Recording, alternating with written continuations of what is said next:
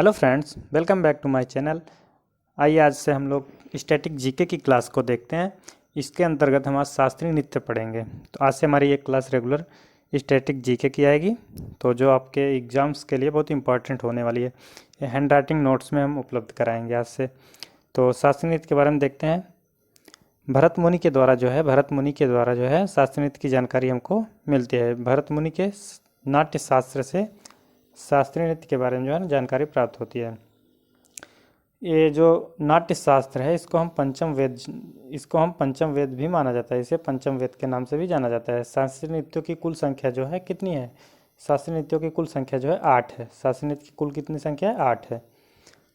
मगर हमारा संस्कृति मंत्रालय जो है शास्त्रीय नृत्यों की संख्या जो है 9 मानता है। संस्कृति मंत्रालय जो के अनुसार शास्त्रीय नृत्यों की संख्या जो है 9 है। 9वां कौन सा है? छऊ नृत्य को जो है 9वां वो शास्त्रीय नृत्य मानते हैं। संगीत नाटक अकादमी जो है इनकी संख्या जो है 8 है।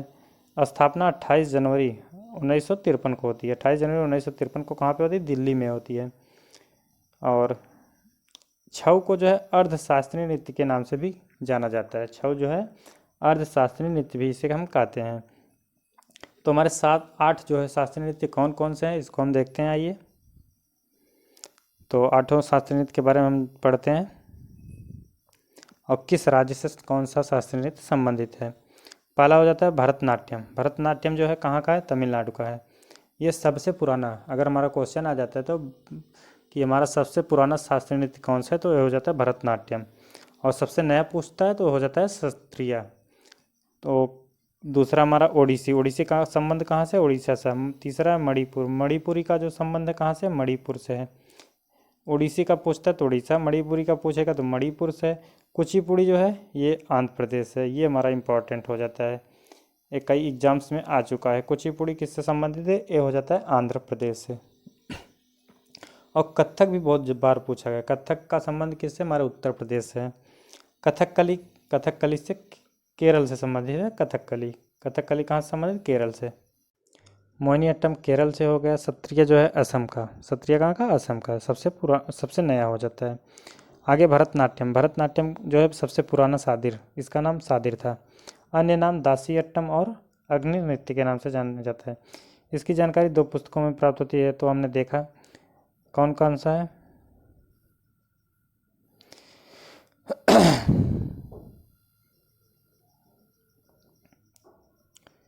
एक है पुस्तक शिल्पाधिकारम और दूसरा है अभिनय दर्पण। शिल्पाधिकारम पुस्तक और अभिनय दर्पण पुस्तक में जो है भरतनाट्यम की जानकारी मिलती है।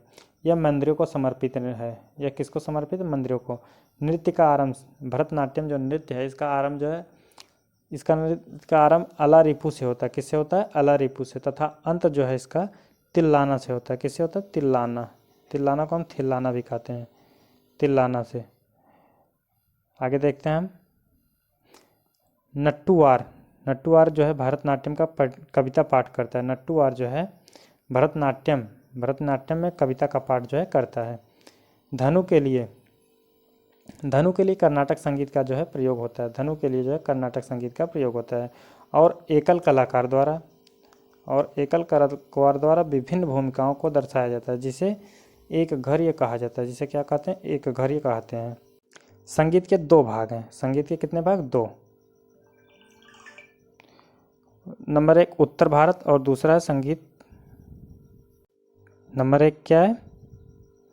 नंबर 1 है उत्तर भारत और दूसरा हिंदुस्तानी संगीत। दूसरा है हिंदुस्तानी संगीत। उत्तर भारत जो है इसका संबंध हिंदुस्तानी संगीत के नाम से जानते हैं। दक्षिण भारत को जो है कर्नाटक संगीत के नाम से हम जानते हैं। ओडिसी, दूसरा ओडिसी हमारा। ओडिसी जो है किससे संबंधित? भगवान कृष्ण से संबंधित नृत्य है। किससे? भगवान कृष्ण से संबंधित है। और जो है यह जो है त्रिभंग मुद्रा में किया जाता है। ओडिसी जो नृत्य है किस मुद्रा में किया जाता है? त्रिभंग मुद्रा में होता है। इसे ओरली भी कहते हैं। इसे क्या कहते हैं? ओरली भी कहा जाता है। इसकी शुरुआत जो है मंगलाचरण से और अंत मोक्ष से होता है। इसकी शुरुआत मंगलाचरण और अंत जो है मोक्ष पर होता है। तो आज के लिए इतना ही। Thank you for watching.